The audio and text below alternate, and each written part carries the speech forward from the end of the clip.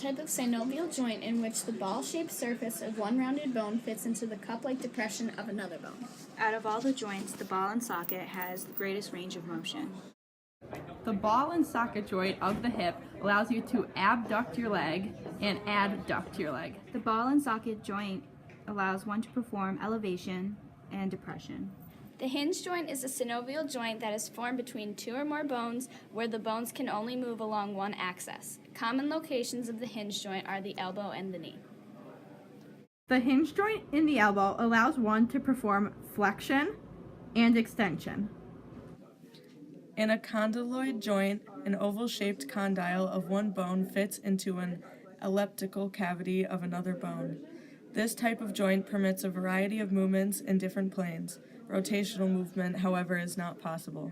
The condyloid joint in the wrist allows one to perform circumduction. A saddle joint forms between bones whose articulating surfaces have both concave and convex regions. The surface of one bone fits the complementary surface of the other. The saddle joint in the wrist allows one to perform hyperextension and flexion. The saddle joint in the ankle allows one to perform dorsiflexion and plantar flexion.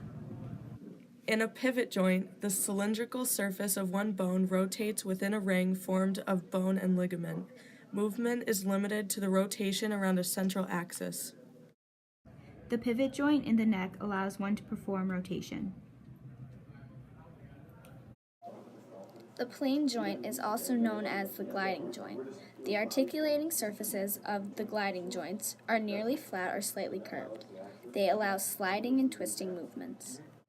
The plane joint in the vertebral column allows one to perform protraction and retraction. The ball and socket joint and the saddle joint work together to allow one to perform pronation and supination.